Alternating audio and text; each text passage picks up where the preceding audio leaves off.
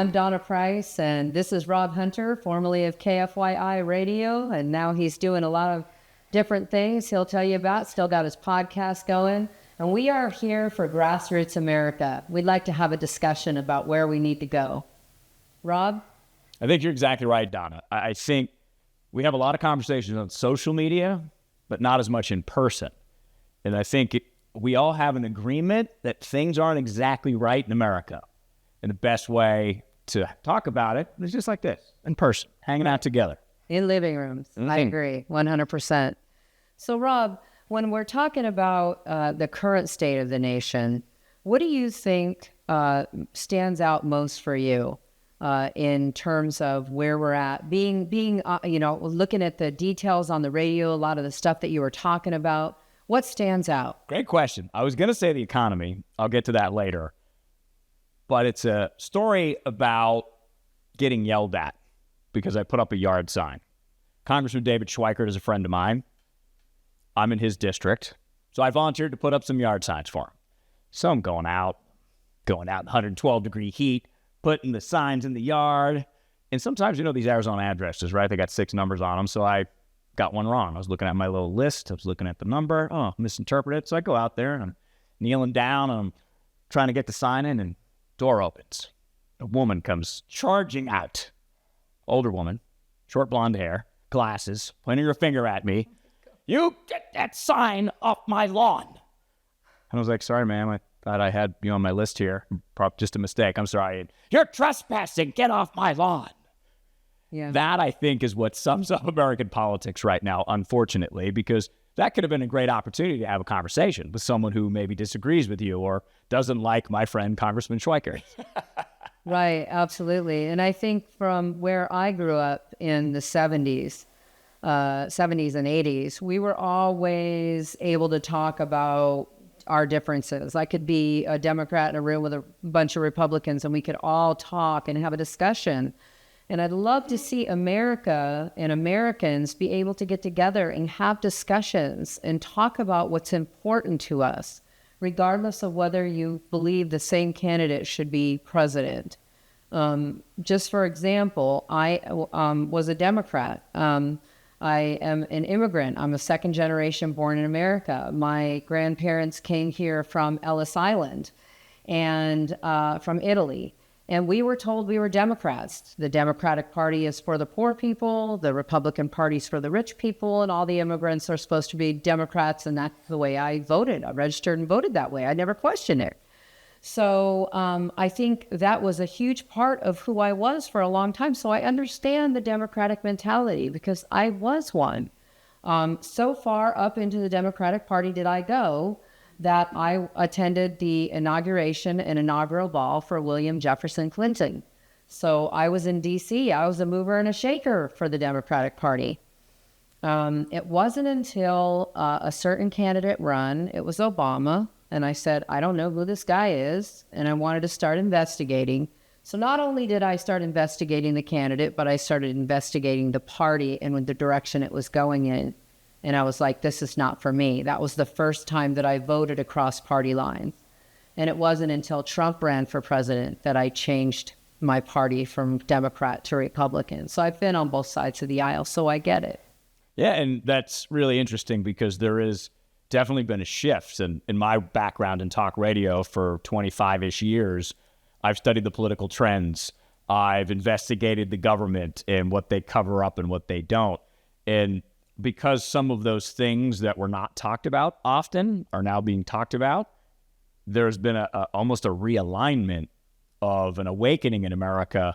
And again, regardless of which party you're in, we all seem to understand that something's not right, depending on which side you're on and what you want to do about it. But we kind of know America's not headed in the right direction right now. Correct. I think that one of the big concerns that I have is that the average American right now cannot afford to live. American families are spending on the average 30% more. You know this, you talked about it on the radio, 30% more while wages are flat. They can't afford to buy groceries. They can't afford to buy insulin for their kids. Me, myself, I'm in the mortgage and real estate industry, and I didn't get a paycheck for over a year, trying to keep the business hanging on by our fingernails because interest rates have gone up. People are swimming in credit card debt, being choked out. And, I had a client come to me and say, I never thought I would see the day that I would finally get to a 6-figure salary and I couldn't buy a home. And that's disturbing to me, Rob. And it's very challenging. I went to Taco Bell the other day, and Taco Bell always was cheap. Go quickly, eat your tacos, move on. It was $16 just for me, without a drink. Wow. And that was really one of those other set-in moments of, wow, things really are expensive. So on the other side, the affordable housing, right? So imagine you've been doing the same thing, and you maybe make $35,000 a year. Maybe you're a school teacher. And maybe you got up to 40,000 and you've always wanted to own your home, and now it's out of reach for you because there's just not enough wiggle room to be able to do certain things. I think that's that universal feel that we all have, that it's crazy expensive out here. What can we do about that? Right. I think that we've all had to get creative. A lot of us are living on credit cards. I sold my extra properties. I sold my extra vehicles. I did everything to continue paying my own bills and to keep my business alive for when this turns around. And I know that if we make the right changes in America, it will turn around. It'll go back to where it was, if not better. It's just very, very difficult for me to think about someone who's making $20 an hour with 3 kids and their partner's making $25 an hour, $20 an hour, whatever it is, trying to survive in this mess and trying to ever think that there's going to be hope. And the person that you're talking about, the school teacher who can't afford a house, well, the rents have gone up so high that if they don't get into their own house, they're going to be a victim to the landlord cycle for a long time, and they can't afford that either. Mm-hmm. And this is the most important issue to everybody, because except the political class, because the political class somehow seems immune from it because they don't seem to experience it. They don't seem to live it. And I think that is what Americans on both sides really realize, is when half of Washington doesn't want to talk about it, even acknowledge that gas is still $3.50 a gallon in Phoenix, and it has been for the last 2 years, right? Yeah, we always kind of flirt with $4 in what that does, just if you think about the numbers. So if I have a Honda Civic, it's a 10-gallon tank, so when gas was $2.20 a gallon, it's like $22 to fill it up. Right. Now it's $32 or $42, so I either have 10 or 20 less dollars to go to Taco Bell with. So all of my, just think about how... And then Taco Bell's higher. Exactly right. So Taco Bell gets one less sale, but I'm not the only one doing that. So you have these weird kind of propped up economic numbers that you see in Washington, but down here on ground level, right. It's like I can't even go to Taco Bell. Right. And the fact of the matter is that there are a lot of people out there that are so misinformed, and, there's so much lying going on. By the current establishment. I mean, not that this is the only establishment that's ever lied to us, because we would be naive to believe that, right? But there's so much misinformation going on. And for example, watching the presidential debate the other night, and Joe Biden said, "Oh yeah, the Border Patrol supports me. They endorse me. The Border Patrol does. They endorse me." Well, if you're a person who believes in Joe Biden, you're going to believe that the Border Patrol endorses him. Well, the Border Patrol came out literally seconds after the debate and said, "For the record, we have not ever, nor will we ever endorse Joe Biden." But the fact of the matter is, if you're not looking for that information, if you just believe it wide-eyed, you're not going to see the truth for what it really is, And that's why, Donna, it's very important to have these conversations here like this, because in a person that my job was to research and find the truth, it's gotten harder to find the truth over the last 5 or 6 years. And it's not necessarily because of one thing or the other. It's just a deluge of information, right. Whether it's Twitter, now X, so Facebook, Instagram, TikTok. It's very easy to just say anything you want or type anything you want. And then all of a sudden, someone sees that and thinks it's true. Remember the old emails you used to get? There was one about the Red Cross CEO. The Red Cross CEO, according to this email, made like $6 million a year.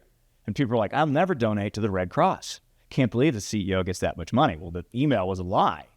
Right. But a lot of people believe simply because it was in an email, it was true. So that version now is social media, because I think we all have to understand, myself included, I'm a little gullible. I'm human. I have a brain. It's easy to fool it because my mind wants to do certain things. So that's why, again, this ground level is super important, because if we're just looking at our phones or watching the news, and again, I did news for a long time, it's a very warped perspective of reality. Right. We have to get in living rooms. We have to start having conversations, and we have to invite the people that disagree with us.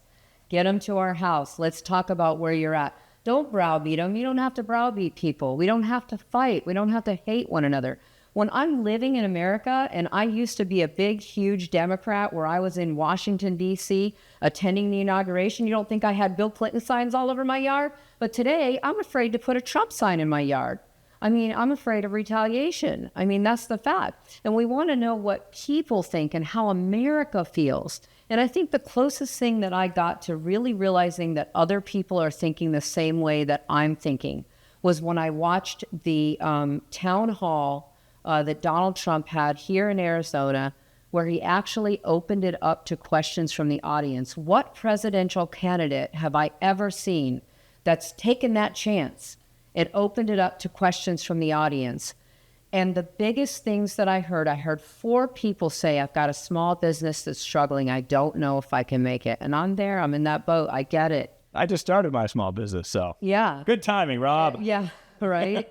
And I heard several other people afraid for their safety because of the wide open borders. And then I heard several other people talking about how they can't afford groceries and what is he, going to do? What is his plan? And he had answers for all of that. But the thing that I took away from that is we're all feeling the same. We all are in the same place. We're all scared. We don't know if we can afford to live. We don't know what's going to happen if this doesn't change very, very quickly. And these kind of discussions, Rob, as you said, they're super important. Mm-hmm. Like, for example, let's talk about, what do you see in terms of what is important to look for in a candidate, like successes and failures, that type of thing? I look at decision making. How does that person make decisions, and what are the impacts of those decisions? Because I love to zoom out. And I try to look at America as a whole, and I don't try to go through administrations and say, oh, this was this, this was this. Because if you look back at, say, 9/11, right, very obviously pivotal moment in world history. So if you zoom out and you go back 22 years, you see that America gets involved in Afghanistan because Russia invaded Afghanistan. And you say, okay, decisions were made to spend taxpayer money to fund the Mujahideen to fight the Russians. Right. The Mujahideen fight the Russians leave, the CIA is all involved in this. An offshoot of the Mujahideen becomes Al-Qaeda. So you have a decision made in 77 that 22 years later, at least in some way, impacts all of us, right, and changes the world. And then we go to war for 20 years. We just leave a place after we broke it and leave our people behind. And the women and children of Afghanistan, right? Which is the reason why we tried to build it up, supposedly, and to just leave that. And then here we are, and a couple of years ago, Russia invades another country, the U.S. through proxy, Ukraine this time, is making the same type of decision that was made in 1979. And we're not thinking about what's going to happen 22 years from now, right, based on these decisions that are made now. So when I'm looking at candidates, that's what I think about is, are they thinking about decisions in a political way to get a political win? Because usually those decisions are the ones that end up screwing all of us in the end, either monetarily, policy-wise, maybe American lives in the worst case scenario. So for me, that's where I've changed, right? To not just look for party, but I really want to see what decisions have you made? What have you voted on? Why did you vote on it? And what happened as a consequence of that vote? Right. And we have seen currently that it is a giant circus. I mean, I, honest to God, never thought I would see this stuff going on in America that I have seen lately. I never thought I would see somebody go after their political opponent and, put all these charges. I mean, the guy is 72 years old, never been in trouble before with the law. And since he's running for president this term, he's got 92 counts. I mean, you got to think about it, I never thought I would see this. And so, Rob, what do you say to the person that says, well, I can't vote for Donald Trump because, he's a convicted felon now? I mean, again, I'm gonna take all partisanship aside just to answer this question from a legal standpoint. Sure. Because I like to use the Constitution as a filter, right? We all should. Right. It's there. It's a document. It explains what's legal, what's not. Absolutely. And in that Bill of Rights, it explains how the government can charge people with crimes. The real issue, legally speaking, with the Trump charge in New York is he was charged with a felony, but the felony was not named. Right. That's never happened before because it's unconstitutional. I can't just take Donna Price, my good friend, down to the courthouse and say, Your Honor, charge her with a felony. Doesn't matter what the felony is, and let's just get her in front of a jury and let's just charge her with any felony. It just doesn't work. And I know that for some people it's difficult to hear, and you have to respect that when you're talking about that. Right. Because if that's the hang-up, what if it is overturned because that law is unconstitutional? Would you change your mind? Because if that, would that help you understand, to your point, Donna? And this is the same thing about the decisions going back to 79. Legal laws that have been passed are so vague in America, and both sides have cheered a lot of these laws, Republicans and Democrats. Right. If the problem with the vague laws is the person that uses it, right? Because now you can warp and bend it. And this can happen at any party at any point now in history because these laws where we weren't having these conversations, where we weren't paying attention, were passed to be used in this fashion. And to me, that's the most un-American part because it is supposed to be very difficult for your government to go after anybody. Like it's all spelled out going back to that constitutional filter. So I think if we kind of reset and we say, all right, we have a constitution, whether you like that constitution or not, there are provisions in it to change it. That should be our filter rather than my side as the filter, right? Because then we're back to this essence of what America really is. So I hear what you're saying about the Constitution, and I completely agree. And the only difference between me in that whole scenario is I kind of look at it as if I see somebody being so hard sought after, so hard gone after with these unconstitutional things, I see a jury impaneled and I see, the judge that's a contributor to his opponent that should have recused himself. There's so much more even than the unconstitutional part. Just so much that I really think it's going to be overturned. I think it'll be either overturned in appellate court or I think it will be overturned by the Supreme Court. I write a lot of letters to the Supreme Court, so they probably know me by name now. Like, yeah, Donna, you have a letter from Donna. You have an FBI file, for sure. For sure. So for me, it makes me all the more emboldened toward that candidate that is being gone after because I see him as an American citizen like myself. I see this person who rose up to the challenge of trying to fix America, and it was very hard the first time because they came after him. I see how he left his lifestyle. I see that he never took one of the paychecks while he was president.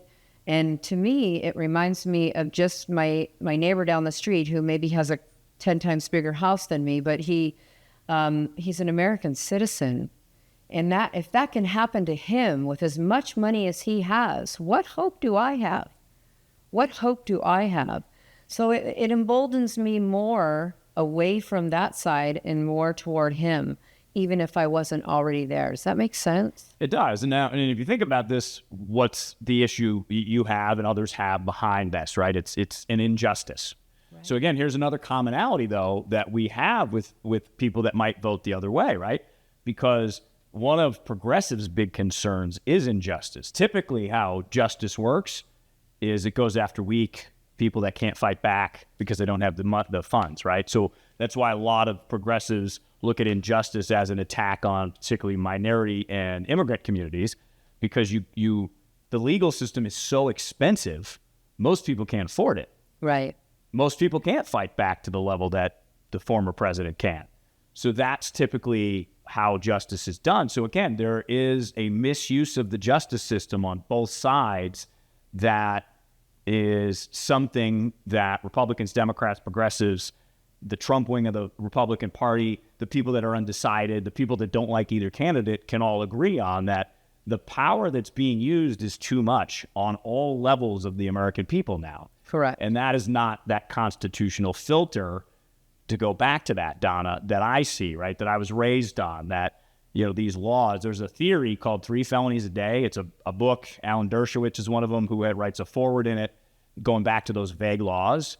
To your point, you committed 3 felonies today and you didn't know it. You guys all did too, just like me. I probably committed 4 though, with, you know, a little bit of a rabble rouser. But that point is that power can be twisted and manipulated any way that they want. And even if they come after you, let's say they send the FBI to your house, you got to lawyer up. You got the FBI coming. Even if you didn't do anything, you're going to be spending a lot of money per hour on a lawyer, because you don't want to talk to the FBI without a lawyer. Right. Probably don't even want to talk to police without a lawyer now.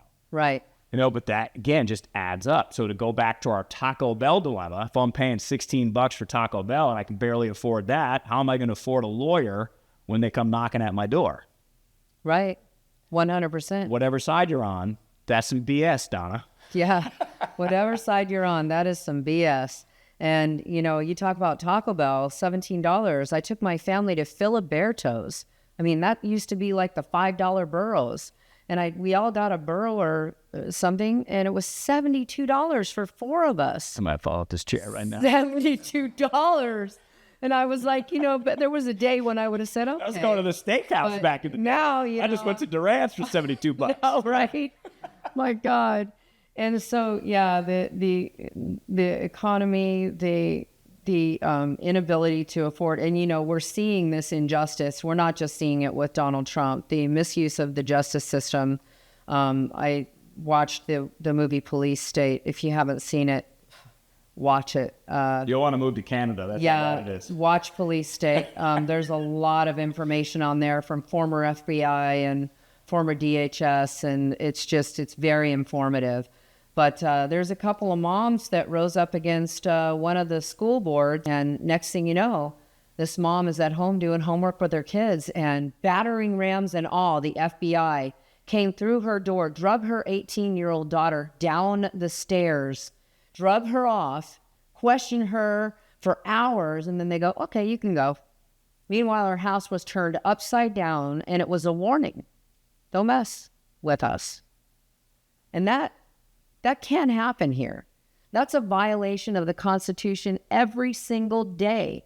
That is not what our founding forefathers saw for us, and it's got to stop. So the question is not, who do you like? Even if you don't like either candidate, okay? The question is, who's going to change the face of America? Who will get the job done? Who is in there now when we can't afford anything, when prices are going up, when the borders are open wide, when everyone is running scared? And who is the alternative to that? You're not going to get an independent person in there. I'm sad. It's sad but true. It's always going to be one party or the other, and at least for a very long time. And so you got to make a decision between who is going to change America for the better. So let's take this a step further, Donna, if we could. And let's say that we agree. Let's say that we sit down with progressives, Democrats, Republicans, independents, and we all agree that the FBI and the justice system is out of whack in many different ways. No matter who wins, are we willing to hold that person accountable to what we want? And that's why it's important to have these conversations in living rooms about the different facets in America. Because I want to go back to the economy for a second, too, because I went and had a meeting in Maryvale, which is one of the lower income areas of Phoenix. That's how it's described. So they don't get a lot of media attention. So I wanted to know what they are concerned about as voters. And one of the things that they brought up is a lot of migrants live in this community, immigrants, and they've been working at the airport for 15 years and still make $12 an hour. So they're concerned that this big migration flow, they're going to get exploited, because that's what happens every time people come in this way. Right, wrong, and different, right? Let's just look at the facts. Let's not here judge what's happening, because it's already happened. So if we now already have workers at the airport, for example, that have been taken advantage of, how many more millions of people are going to be taken advantage of? To go back to your point, because Democrats care about migrants, poor people, and want to help uplift people. Right. Well, okay. So if now there's 11 million more, where are they going to get jobs? Are those jobs going to take advantage of them for 10 or 12 years? Because is that what you had in mind when this policy was in place? Because that doesn't seem to be, to me, Donna, an upgrade of a life if you're going to come here and get exploited in the dark shadows of society where no one really likes to look. Right, right. Rob, I agree with you 100%. And I'll tell you, I'll take that even further. It's not just the jobs, it's the human trafficking that's happening at the border. It's a fact. Research it. It's happening. Kids and women are being trafficked. And whether they're our citizens or not, some of our citizens, it's definitely happening too, but whether there are citizens or not, it's a humanitarian problem. And we must do something to stop it. It's mind-boggling. And that's the big part about all of this, is it's very exploitable by unscrupulous people. And that's what we always say in America. That's another unison thing that all parties agree with. Right. We want to not have evil happen. We don't want people to get exploited. Okay, great. How many different levels of that is happening, and what are we going to do about it? Because I think part of the challenge, Donna, is getting us to care beyond the bubble on our ballots. Because I think we are all under the impression, I'm just going to vote for this person and things will get better. And maybe in some ways they will, but if we're fundamentally trying to shift where the country is and where the laws are and who our politicians are, it has to go way beyond the upcoming November bubble fill-in. It has to be, okay, we're in this and we're going to keep rocking and rolling, and we're going to keep moving the ball forward because it's up to us, isn't it, at the end of the day, to change the country. It's not up to, because Congress ain't going to do it. Senate's not going to do it. House, Senate. President, depending on, right, may or may not, but the president would need help. He can't do it all by himself. So this is that reminder, as we always talk about, everybody wants to get involved until it's time to get involved. Right. Now's the time to get involved. Absolutely. So what I hear you saying, Rob, is we the people need to change the Where face is that of America. Isn't that written somewhere? That means that everybody has to step up. You have to have these meetings. You have to go vote. You have to door knock. You have to talk to people. This is a critical time in America right now, Rob. Mm-hmm. I think we should open it up for any questions or commentary. No, maybe we should hide. This is a tough crowd. Tough crowd. Is there any questions or commentary that you guys might have to add to this discussion? Hi, my name is Corky Haynes, and I live in the neighborhood. And I'm just so glad to be invited to this because I think more neighbors need to get together and talk. And as I was listening to you two, it reminded me that all my life I've been very civic-minded, always voted, but to be quite honest with you, I didn't know who I was voting for half the time or what I was voting for.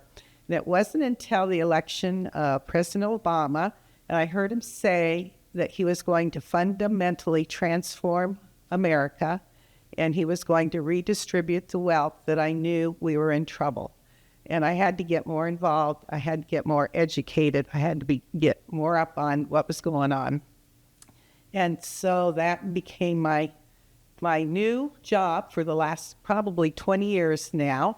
I got involved first with the Tea Party, would have lots of Tea Party meetings at our home for about a year. And then we realized we're just sitting around, all of us sharing what was going on, but we weren't accomplishing anything. And so we said, okay, we all got to get involved somehow. So my friend sitting right here, we decided that so many issues, where do we begin? And we decided we'd focus on education. I was a former retired teacher. We both have several grandkids, and that wouldn't matter what president we had in the future if we didn't start educating our kids, and we had to do something. So we got involved with education, trying to find good conservative board members and try to change the direction that our education was heading. And years later, we got involved with Dr. Ben Carson, who was going to run for president. We got on his campaign, the Run, Bend, Run campaign. He had to collect something like 200,000 signatures before he commit to running, which we did.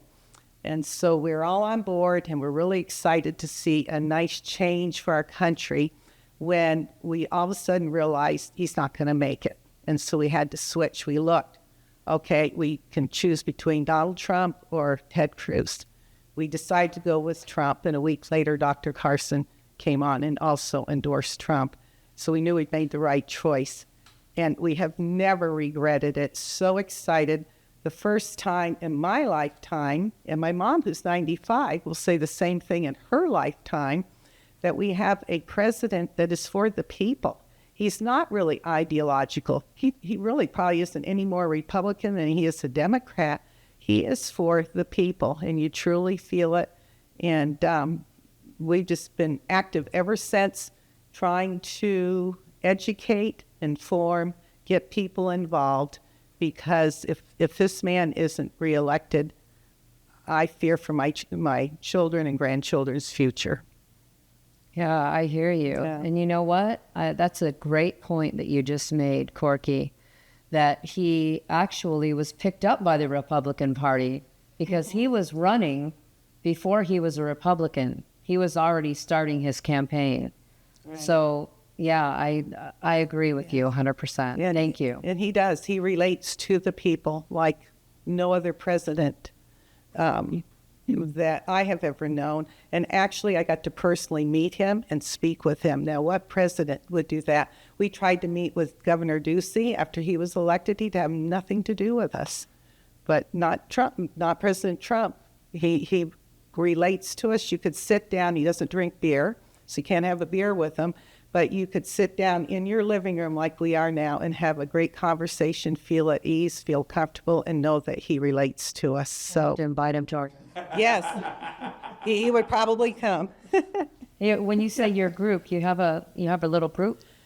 Well, we're the Grassroots Grandmas. I'm part of a very small group, 2 of us, but we've gotten very involved, and we actually started a, I guess you call it a program or a project called the Golden Ticket, which now has spread through our LD. So our last election, we probably handed out 50,000 golden tickets, and now it has spread to other LDs across the state. And what it is about 2 weeks before the mail-in ballots come out, we put out what we call the Golden Ticket, which has all the people running from office in the general election for president right down to school board. Great way to get people to realize down ballot how important it is to vote for your city council, for your school board. And we've been doing it long enough now, 15 years, I think, maybe. So people are always asking, when's the golden ticket coming out? When do we get the golden ticket? They actually take it with them when they go to vote. We'll be handing them out during election day, and you'll see many of them bringing their golden ticket with them when they come to vote. So, Good for you. Yeah. That's great. I think this is a very interesting point, Corky, because I think we kind of know who these 2 guys are running for president. cool. And we're paying attention as if we don't. This is a great opportunity to spend some time on your city council race. Exactly. Because we already have a pretty good idea of what's happening on a national level. So to take that golden ticket and do some research and add, and like, oh, okay, that's what this person on the city council who's running stands for, because that's closer to you and has more impact on you, your tax rates, how the business community is in your city. So I think that's a great point. Right. I think that's something anybody can take advantage of, especially since we understand how even school board races are important now. Right. Correct. And on the flip side of that golden ticket are all the propositions, and we just simplify them. Very simple one sentence that explains. Yeah, say if you vote yes, this is what you're voting for. If you vote no, this is what you're getting, and people love it. Good. Yeah. Hi, I'm Barbara Wiley. I'm the other half of the Grassroots Grandmas. But years ago, like Corky said, we got together and we looked at our grandchildren.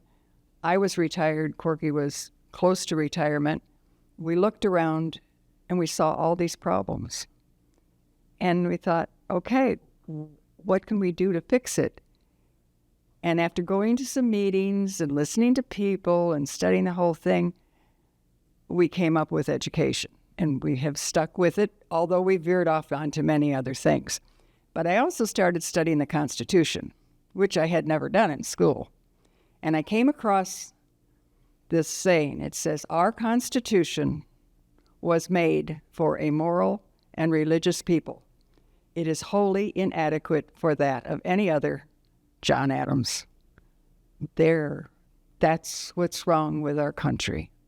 Moral and religious people. We can have all the President Trumps or the President Bidens or the President whoever, but we've got to fix it by going back to our roots and why this America was created and how they created it. Good point. Good point. Excellent point. Because again, it goes back to that idea, Donna, right? That whether we like it or not, we're all in this together. Mm-hmm. We are. And when I try to think of it that way, right? I try to think of like how Reagan led the country.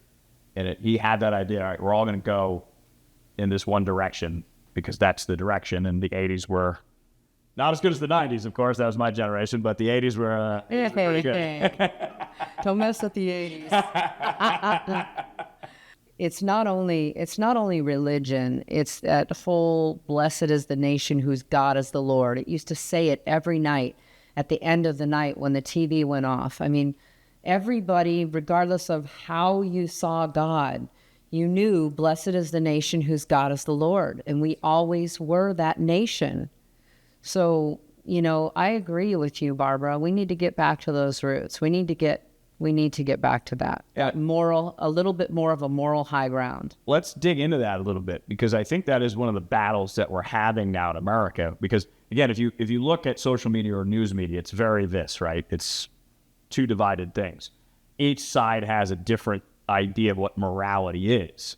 So if we got back to a basic level, start with respect, I think that's where the centerpiece of morality is. Then we can really determine, how do we act together in a way that's respectful and understand other people are going to have different beliefs than us because there are other different religions than ours, right? Right. We kind of have this respect. I think that's a big part of where I would expect start, which again gets us back to the living rooms. Right. Regardless of your political affiliation, let's have a chat. Right. Let's have a chat. 100%. I 100% agree with you. Hi, my name is Lynn. To go on this moral issue, a couple of weeks ago I was listening to this gentleman, and I can't remember what his name was. He was talking about how people always say, use your common sense. He goes, it's not common sense. It's how you were raised. It's your morals. It's your ethics. That's what the difference is. And I think that getting people together and talking, I think we all would be on the same page. And talking that we, even if you're not a Christian or if you're a Muslim or something, you still have that basic moral in you. Right. And I think that that's what we have to get to. Yeah. And the other thing I wanted to say too is that, a lot of people are not voting for Trump because of his personality. Okay. Trump's an imperfect person, as we all are, but he's the perfect candidate. And that's what we have to look at, is you have to look at his record, not his personality. Right. Because we had a president who had a great personality, and look what he did to our country. Yeah, exactly. 100%. And I think, going off of what you said, Lynn, and what you were saying, Rob, where we've lost that ability to talk to one another and to just to point out, let's interrupt, but some Democrat voters were invited, and they're not here, but they were invited. Just want to point that out. Mm-hmm. Yeah. And, I'm working out in the gym, and there's a gentleman that I see there quite often. Me and my girlfriend are working out in the gym, and he overheard part of our conversation one day and immediately started attacking us because he realized that we were supporting Trump, and he clearly is not. And he started yelling at us, all these things, things that weren't even true. And I'm like, he was never convicted of that. What are you talking about? Like, where are you getting your information? And he was like, oh, yeah, and it just, and so every day, and I finally had to go up to the front because eventually, even when you don't want to fight with somebody, eventually one day he pushed me too far with what he was saying, and I retaliated and said things to him that I later had to say, oh, I'm so sorry. I don't want to be that person. I don't want to be that person. And I don't want to get angry, and I don't want to be that person. So I went up to the front and said, listen, talk to this guy. Please tell him to stop following us. Please tell him just to leave us alone. We're okay with him. Just tell him to leave us alone. So I had to separate us from him. But I see him looking up over the top of the gym equipment to see if we're there every Tuesday and Thursday, to see if we're there, to walk by and look, and wouldn't it be great if we could just have a conversation and say, hey, you're an American and I'm American, but it's just not that way right now. We've got to start the conversation, people. We have to do it. And in the light of social media, it's interesting how language works. I always like to say, Donna, language is contagious. Correct. The more you see, the more you believe it, right? You read, and now we press like, we comment, we share. It reinforces what we're doing because the algorithm wants us to be on it. Right. So it's going to give you more of what you like, more of what you like, more of what you see. The deeper you believe it, the more emotional you might become about that. So it's very interesting now because you have to tread a little bit lightly at the beginning of conversations and feel it out. And it's very important because you want to avoid situations like that. You had yours, I had mine, right? The woman coming out from her house. So this is not uncommon now. Yeah. And it's happening on both sides. And that's going back to the morals, that we're not in sync with ourselves because we're almost looking at each other as enemies in many ways. Yeah, and it's fear. It's fear generated because they've created such a sense of fear that fear makes you very angry and very defensive. When you're afraid, it's going to make you defensive and angry. And, they've been told all these lies that they're believing. So they think, oh my gosh, if this guy becomes president, we're going to lose everything. We're going to, he's going to only help the rich people. He's not going to help the poor people. And that's just not the record. It is not the record of what he's done, So, I say, let's get talking. Let's get researching. Really dig into the facts and the truth. Let's talk to one another and let's make America better for all of us. Right, Rob? Regardless of party, regardless of race, regardless of class. That's the point of America, that any one of us can make it. Right. I think, some famous people said that. Absolutely. Thank you. Thank you all for coming.